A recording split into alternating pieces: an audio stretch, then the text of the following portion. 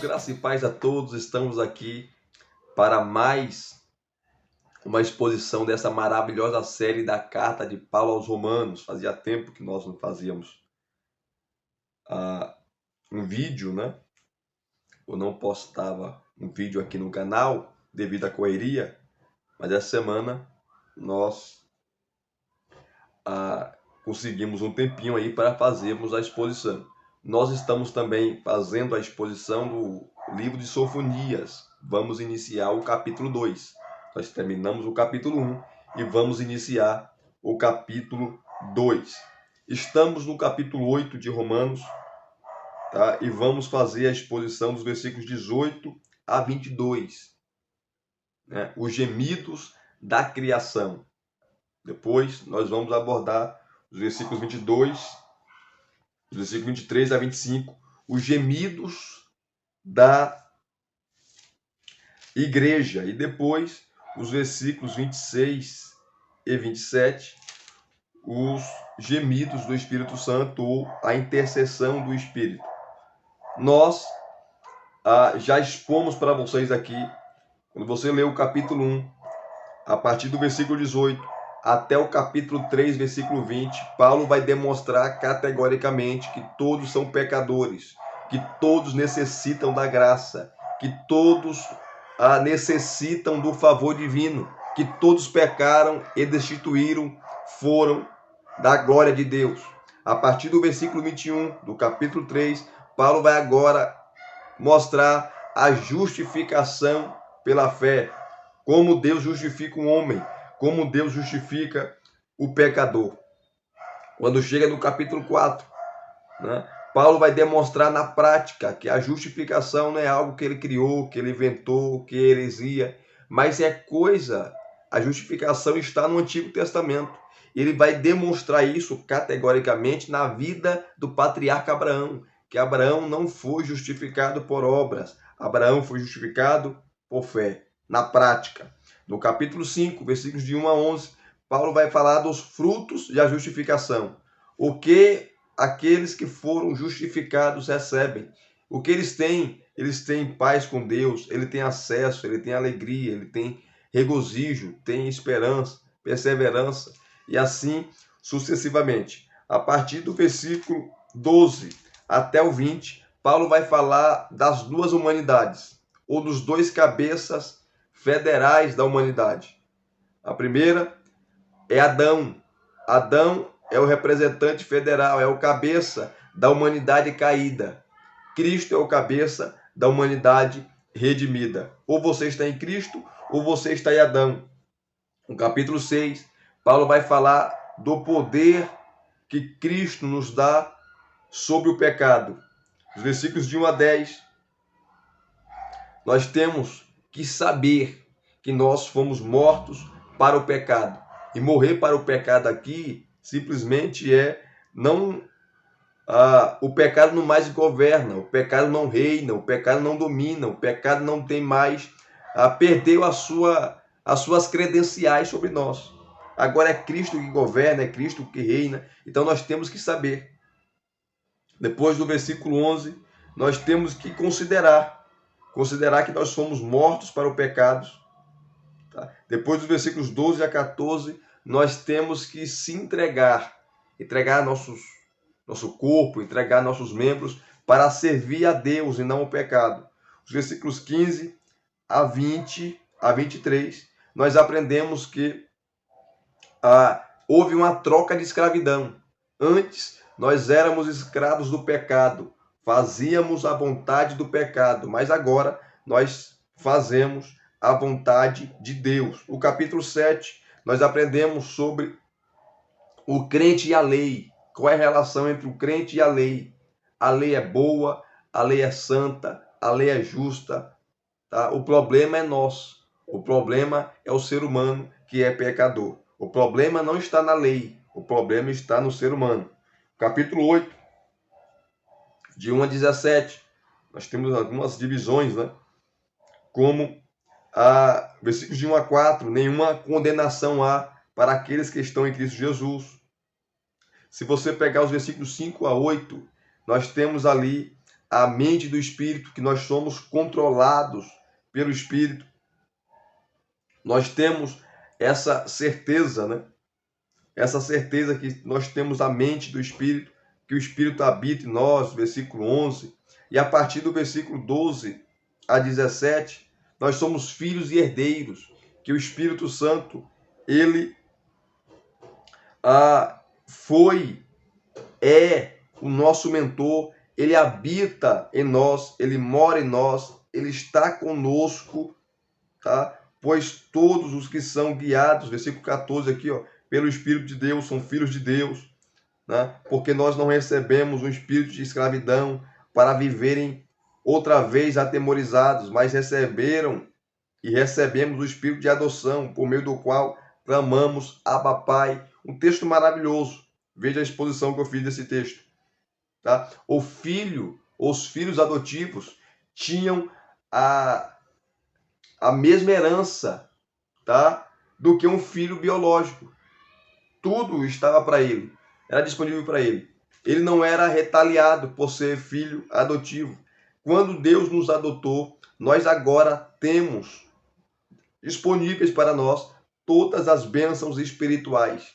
Todas as bênçãos estão disponíveis a nós que fomos adotados mediante o Espírito na família de Deus. Quando chega agora no versículo 18, Paulo, numa sinfonia, como se fosse uma orquestra, ele vai ensaiando, ele vai subindo os picos do Everest espiritual.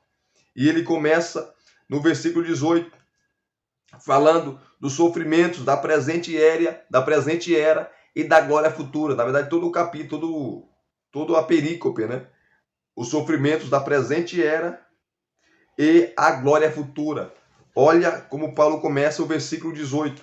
Ele diz assim: porque para mim tenho por certo que os sofrimentos ou as aflições do tempo presente não podem ser comparados com a glória a ser revelada em nós.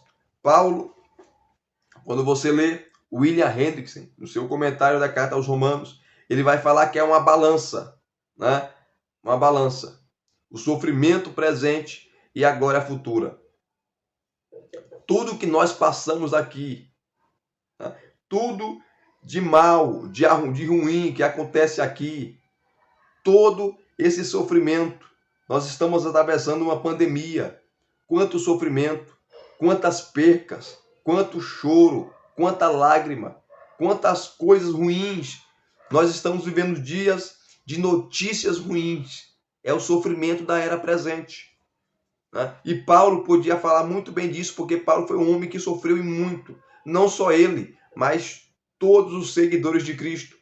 Todos aqueles que querem viver uma vida santa, justa, piedosa, irá sofrer ou sofrerão perseguição. Então Paulo, ele tinha uma certeza, ele tinha uma convicção que, porque para mim, eu tenho por certo que os sofrimentos do tempo presente, agora, tudo que nós passamos agora, tudo que nós estamos atravessando agora, por mais que você esteja sofrendo agora, nesse exato momento, tudo isso não vai se comparar, queridão. Isso, né, como diz Paulo também em outro texto, né, a nossa leve, momentânea tribulação. Leve e momentânea, porque realmente é leve e momentânea. Se você for comparar com a eternidade, aonde você vai viver com Deus por toda a eternidade, aonde você vai ver a Deus, você vai andar com Deus, você no novo céu, na nova terra, corpo glorificado, né? Com todos os crentes de todas as eras, com todos os crentes de todos os tempos ali, presente para sempre, o que nós passamos aqui não é nada. Porque para mim, tenho por certo que as aflições do tempo presente, agora, não podem ser comparados com a glória a ser revelada em nós. E que glória é essa que há de ser revelada? Quando Cristo voltar, quando Cristo retornar, que nós seremos, né, a corte de Deus, habitaremos com Deus, o reino vai vir em sua extensão, e aqui nós temos o já e o ainda não. O já é a realidade presente, aonde nós já experimentamos, aonde nós já participamos de todas as bênçãos espirituais disponíveis em Cristo Jesus, que o seu Espírito nos concedeu. Mas o reino não veio ainda em sua totalidade. É um ainda não. Cristo não voltou. Os mortos não foram ressuscitados. Nós não fomos galardoados. Né? Não veio ainda a Nova Jerusalém, o estado eterno, o milênio. Não veio. Estamos aguardando.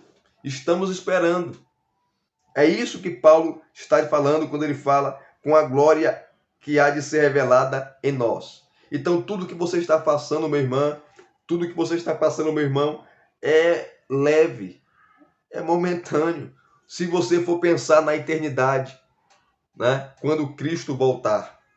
Aí no versículo 19, depois de Paulo contrastar essas duas balanças, o sofrimento da era presente e a glória futura do mundo vindouro, depois de ele falar sobre isso, ele vai falar sobre a criação. Olha só o versículo 19. Porque a ardente expectativa da criação aguarda a revelação dos filhos de Deus. A palavra grega aqui que quando você vai estudar sobre expectativa, imagine, é como se a natureza estivesse na ponta dos pés, né? Erguendo a cabeça, esticando o pescoço bem alto, né? E olhando para o horizonte, olhando para a frente, esperando algo acontecer. É como alguém que está na expectativa de algo maravilhoso, alguém que está na expectativa de algo poderoso e não tira os olhos, nada pode tirar sua atenção, ele fica olhando para frente, esperando, jubiloso, aquilo que vai acontecer. E esse texto, o versículo 19, aborda e fala sobre isso, que a natureza, as coisas criadas, né? É claro que a natureza, querido, não tem voz, não tem consciência, né? Paulo está usando aqui, né, uma linguagem para que todos nós, eu e você, entenda. Porque a natureza foi manchada pelo pecado. O pecado de Adão não atingiu só nós, seres humanos. Atingiu a natureza, atingiu os animais, né? E por isso nós chamamos de depravação total. Porque não só o homem foi atingido, mas toda a criação de Deus foi atingida pelo pecado. Por isso que tem que haver novos céus e nova terra. Por isso que a terra vai ser purificada. Por isso que a terra vai ser lavada. Por isso que a natureza vai ser restaurada quando Cristo voltar. Porque o pecado manchou, o pecado rasurou, o pecado jogou lama nas coisas criadas, né? Na criação de Deus. Por isso que agora a ardente expectativa, ela está de cabeça erguida, está esticando o pescoço, aguardando a volta de Cristo Jesus, aguardando a chegada do reino em sua totalidade, aguardando o arrebatamento, aguardando a ressurreição de mortos, aguardando o tribunal de Cristo, aguardando o novo céu e a nova terra, aguardando a nova Jerusalém. A ardente expectativa da criação aguarda a revelação dos filhos de Deus, aguarda a volta de Cristo. Aí o versículo 20 ele vai explicar por que essa expectativa. Pois a criação está sujeita à vaidade. A palavra vaidade aqui, se você vai para o hebraico, né, é uma palavrinha revel, que aparece muito lá em Eclesiastes, no Antigo Testamento, mas principalmente em Eclesiastes, que aparece 35 vezes. E vaidade significa inutilidade, significa passageiro, significa algo que não tem valor, significa sopro, né? Vaidade é isso aqui, ó. né? Então, tem vários significados. E aqui, quando Paulo fala que a criação está sujeita à vaidade, né, ela se tornou inútil, a inutilidade. Por quê? Por causa do pecado. Aí o texto vai falar, não por sua própria vontade. Né? Ela não está desse jeito, ela não está desse jeito, nesse estado, né, de decadência, caída, não porque ela quis, né? Não por sua própria vontade, mas por causa daquele que a sujeitou. Alguns falam, e é uma briga, né, no meio acadêmico, quem é esse que sujeitou? Uns falam que foi Adão, uns falam que foi o pecado, mas pelo contexto, quem a sujeitou foi o próprio Deus, porque foi Deus que deu a sentença. Foi Deus que deu a sentença ao homem, foi Deus que deu a sentença à mulher, foi Deus que deu a sentença à serpente. Foi Deus que deu a sentença. Então, quem sujeitou foi Deus. Mas um dia ela será liberta desse cativeiro, a natureza. Porque ela será redimida, ela será restaurada, ela será purificada. Né? A terra vai voltar, né, ao seu original, antes do pecado. Mas isso só quando Cristo voltar. Por isso que ela está aguardando a revelação dos filhos de Deus. Pois a criação está sujeita à vaidade, não por sua própria vontade, mas por causa daquele que a sujeitou, o próprio Deus. Versículo 21. Na esperança, né? Esperança aqui nem é algo que você olha, né, para o horizonte esperando aquilo que vai acontecer. E pode acontecer ou pode não acontecer. Esperança aqui é certeza absoluta daquilo que vai acontecer. É certeza absoluta, né, de algo que vai se concretizar. Isso é esperança no Novo Testamento. Na esperança de que a própria criação será libertada do cativeiro da corrupção para a liberdade da glória dos filhos de Deus. Né? Essa expressão cativeiro aqui que Paulo está falando, da corrupção, é por causa do pecado. Né? Como eu falei, o pecado atingiu tudo. O pecado lambuzou tudo. O pecado arrebentou com tudo. Por isso que o pecado vai ser erradicado. Por isso que o pecado vai ser tirado. Quando Cristo voltar, né, as coisas, a natureza será purificada, será lavada, será santa novamente. Porque, como está em Gênesis, tudo que Deus criou é bom. Quem deformou tudo não foi Deus, foi Adão. O pecado de Adão foi a casca de banana, né, aonde toda a humanidade que estava em Adão escorregou. Aonde toda a humanidade que estava em Adão foi para o buraco. Caiu. E a natureza sofreu as consequências. A natureza sofreu e sofre até hoje os impactos do pecado. Quando a natureza ela recebe os fetos, os pedaços de uma criança abortada, ela chora, ela geme, ela guarda, volte. Se ela pudesse falar, ela falava: Senhor, volte logo. Senhor, volte logo, venha, porque eu estou chorando, eu estou gemendo, eu estou esperando a redenção da igreja, dos filhos, na esperança que a própria criação será libertada do cativeiro da corrupção quando Cristo voltar, para a liberdade da glória dos filhos de Deus, que é a igreja, somos nós. Versículo 22. Porque sabemos que toda a criação a um só tempo geme e suporta angústias até agora.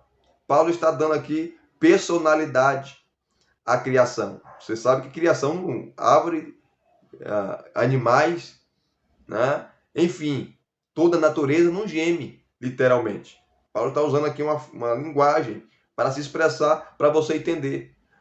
Para falar que a natureza, as coisas criadas, a criação em si, está nesse processo, né, de decadência, de inutilidade, está no cativeiro e ela não pode sair.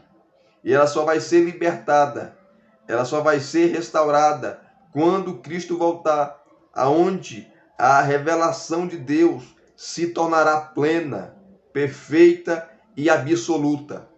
Mas enquanto isso, a natureza está clamando, a natureza está gemendo, como se tivesse voz, como se tivesse a garganta para clamar e para falar. Paulo, ele dá uma certeza. Quando ele começa o versículo 22, ele fala, porque sabemos, nós sabemos, de fato, que toda a criação a um só tempo geme. Quando ela é agredida pelo homem, quando, como eu falei aqui, ela recebe os fetos de uma criança abortada nos mares, nos rios, ela grita, ela geme, ela implora, volte logo, venha logo, né? Para que aconteça a restauração de tudo, para que aconteça a purificação de tudo, para que eu volte à forma original, porque o culpado de tudo isso não foi Deus. O pecado de tudo isso foi a desobediência do primeiro homem, de Adão. Porque sabemos que toda a criação a um só tempo geme e suporta angústias do pecado, a angústia da depravação, a angústia do erro do homem. Ela está suportando, está aguentando, suporta angústias até agora.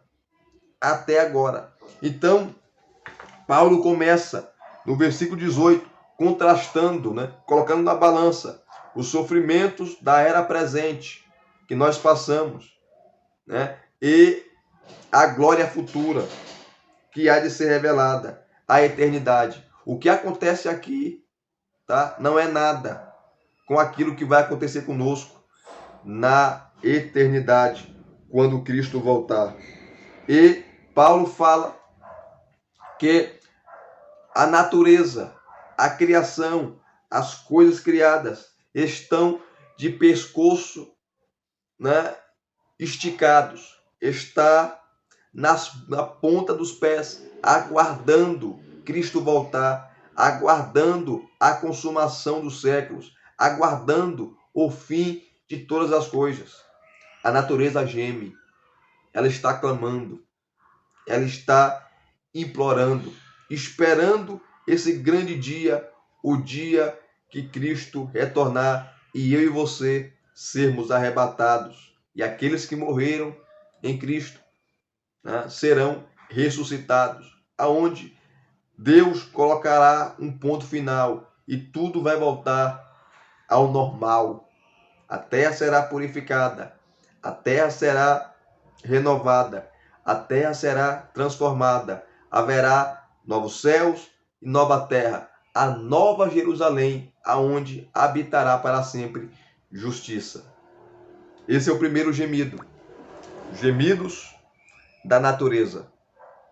E se vocês gostaram de mais uma exposição bíblica, deixe aqui nos seus comentários, deixe o seu like, se inscrevam no canal se você não é inscrito e acionem o sininho para receberem todas as notificações. Muito obrigado mais uma vez pelo seu carinho, pela sua atenção e pela sua disponibilidade. Tamo junto, graça e paz a todos, até as próximas exposições.